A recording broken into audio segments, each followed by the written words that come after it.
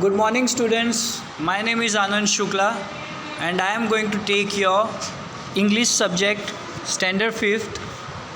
So, you will have to cooperate with me. मैं आपको हिंदी में भी समझाऊंगा, और अगर आपको किसी चीज़ में डाउट आता है तो आप मुझे कभी भी पूछ सकते हैं. So, let's start chapter 1st, Unit 1, boundless nature. अच्छा, what is the meaning of boundless nature? तो बाउंडलेस, उसका मतलब मैंने आपको एक पीडीएफ भेजा है, उसके अंदर मैंने सब कुछ लिख दिया है. तो बाउंडलेस का मीनिंग होता है अनलिमिटेड और इमेंस, यानी कि असीम, हिंदी में कहेंगे उसे, या अपार, उस तरीके का होता है. तो असीम, लिमिटलेस, हम ऐसे कह सकते हैं उसको भी. तो लिमिटलेस नेचर, नेचर की असीमता बहुत है, अपार है nature. So we are going to study असीम नेचर, यानी असीम प्रकृति. अब हम पढ़ेंगे उसके बारे में in activity 1, pre task. Nature is boundless in rich resources. Nature यानी कि जो हमारी प्रकृति है वो असीम, अपार तरीके से रिच रिसोर्सेज में है. यानी रिच रिसोर्सेज का मतलब हम इस तरीके से कह सकते हैं कि इतनी सारी चीज़ें हैं हमारी प्रकृति के अंदर कि आप थक जाएंगे, उसके बारे में जानते जानते थक जाएंगे. इतने सारे रिसोर्सेज हैं हमारे पास. रिसोर्सेज यानी संसाधन है हमारे नेचर में, प्रकृति में available. Man uses this resources to create wonders. अब हम इंसान क्या करते हैं, उन छोटी छोटी चीज़ों को लेके हम कुछ ऐसी चीज़ें बनाते हैं जो चमत्कारिक होती हैं, ऐसा भी कह सकते हैं. यानी उन चीज़ों से हम, फॉर एग्ज़ाम्पल, कि हमारे पास जितने मिनरल्स हैं, सिलिकॉन है, या तो फिर हमारे पास गोल्ड है, ये सब चीज़ों को मिला के हम क्या बनाते हैं, मशीन के जो चिप्स होते हैं ये सब बना लेते हैं, और उसी से हम आज रोबोट बना पा रहे हैं. It is because of our nature. आज तुम्हारे पास जो कंप्यूटर है उसके अंदर के जो पार्ट्स हैं वो किस चीज़ से बनते हैं, वो नेचर से ही बनते हैं. ठीक है. Now identify this natural resources. अब इन नेचुरल रिसोर्सेज को हमें आइडेंटिफाई करना है and discuss the usefulness with your parents. अब यहाँ पे 3 फ़ोटो दी गई है और उसको आपके पेरेंट्स लोगों के साथ में बैठ के डिस्कस करना है कि इसका क्या यूज़ है, ये किस लिए. तो पहला दिखाया, पहले के अंदर आपको सन दिया हुआ है. तो अच्छा, सन से क्या है आप आपके पेरेंट्स से पूछना. उससे पहले मैं आपको बता देता हूँ कि जो सन है उससे हम क्या कर रहे हैं, उसे हमें खुद को विटामिन डी मिल रहा है. दूसरा, हम उससे सोलर एनर्जी क्रिएट कर रहे हैं, और उसी से आज हम बिजली भी प्रोवाइड कर रहे हैं सब लोगों को घर में. सो द थिंग इज़, हमें क्या करना है, सोलर के 2 यूजेस मैंने बताए, आपको उसके ज़्यादा यूजेस बताने हैं. ओके. अब दूसरा यूज़ है विंड पावर का, जो दूसरी फ़ोटो हमें यहाँ पे दिखाई दे रही है. ये जो ध्यान से देखोगे तो एक पिलर फ़ैन की तरह दिख रहा है. जब ये फ़ैन गोल गोल घूमता है तो उसी से हमें 3-4 चीज़ें मिलती है. हमें नीचे से वाटर भी मिल सकता है, हम उसी एनर्जी से हम इलेक्ट्रिसिटी प्रोड्यूस कर सकते हैं. तो ऐसे 2 यूजेस मैंने आपको विंड पावर के बताए. ये हवा से चलता है, इसे wind energy is converted into electrical energy, हम ऐसा कह सकते हैं. यानी इससे हम बिजली भी बना सकते हैं, इससे हम सिंचाई भी कर सकते हैं. बहुत सारी चीज़ें इसके यूजेस हैं. आप अपने पेरेंट्स से पूछेगा कि इसके और क्या यूजेस हैं.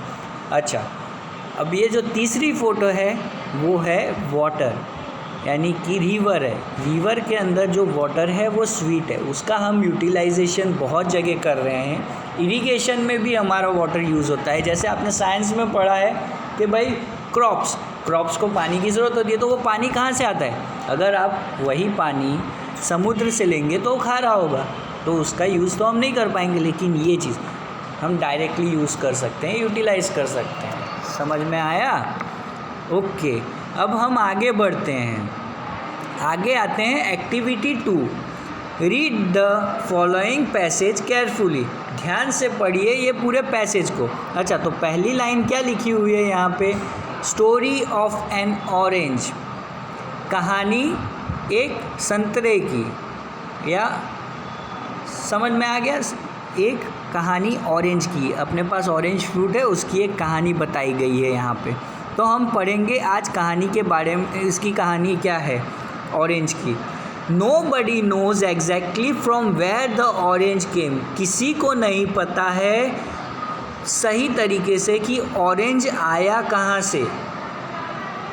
Though south east Asia is thought to be in its first home, अब ये जो अपना साउथ ईस्ट है पार्ट, तो वो जो साउथ ईस्ट पार्ट है एशिया का, वहाँ उसको पहला घर माना जाता है, यानी सबसे पहले ऑरेंज को वहीं देखा गया था, ऐसे कुछ लोगों का मानना है।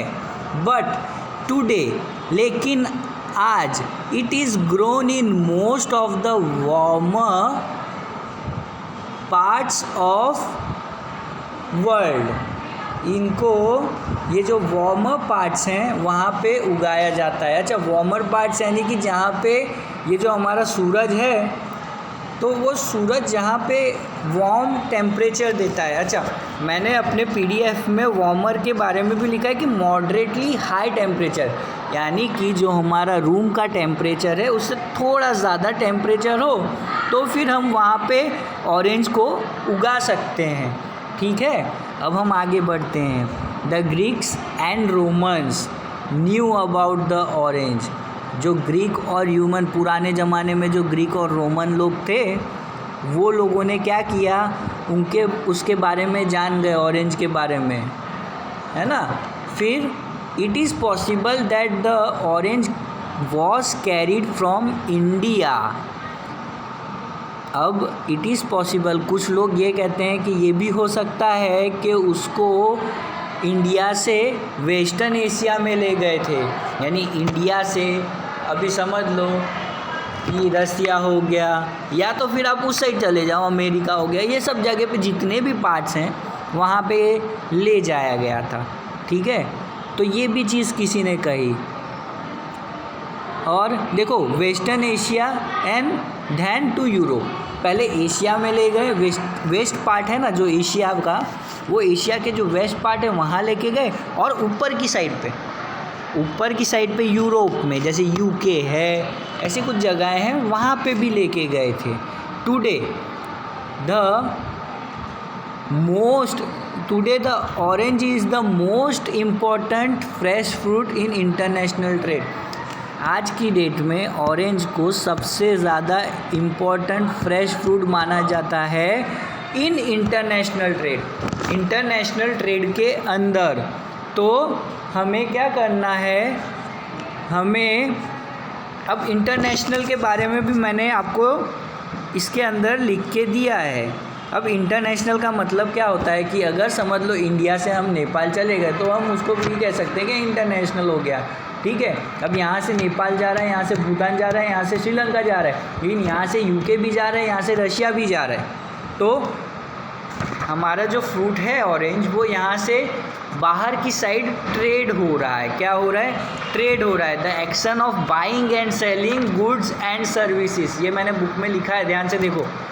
Trade, the action of buying and selling goods and services, उसे हम ट्रेड कहते हैं, यानी किसी चीज़ को खरीदना और बेचना, उस चीज़ को हम ट्रेड कहते हैं इंटरनेशनली, यानी इंटरनेशनल यानी कि बाहर के देशों में बेचना। The 3 chief kind of oranges are, 3 प्रकार के ऑरेंज होते हैं। द स्वीट और द कॉमन ऑरेंज, जो थोड़ा मीठा होता है।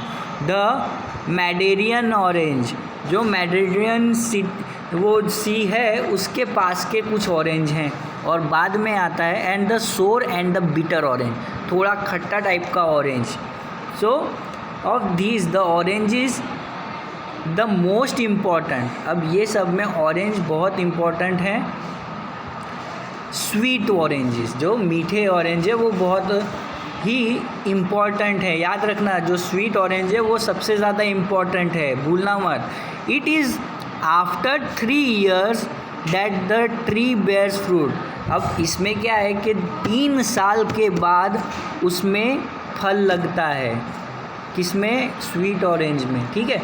An interesting kind of sweet orange is called the blood orange. अब इसमें क्या है कि जो इंटरेस्टिंग चीज़ है स्वीट ऑरेंज की, वो क्या है? ब्लड ऑरेंज, जो एकदम लाल कलर का होता है उसे। It's pulp is deep red, उसके पल्प एकदम लाल होते हैं। एंड इस और उसका कलर किधर लाल होता है। अब it is grown in Mediterranean regions. अब उसे मेडिटेरियन रीजन्स में भी उगाया जाता है। The temple is an orange, the temple is an orange with the thin loose skin. उसकी स्किन बहुत लूज़ होती है और एकदम थीन होती है। It is mixture of mandarin and the sweet orange. तो आज की डेट में हम खाली इतना ही पढ़ेंगे कि वो मेडिटेरियन रीजन तक सीमित है। एंड द टेम्पल इज़, यानी जो उसका मेन पार्ट है उसके अंदर एक स्किन होती है थीन कलर की। ऑरेंज तो आपने देखा ही होगा। बस it is a mixture of Mediterranean and the sweet. अब वो एक मिक्सचर है स्वीट ऑरेंज का जो मेडिटेरियन में पाया जाता है। तो आज के लिए हम सिर्फ इतना ही पढ़ेंगे, अगली बार हम अगला पेज कंटिन्यू करेंगे। So till then have fun, bye bye.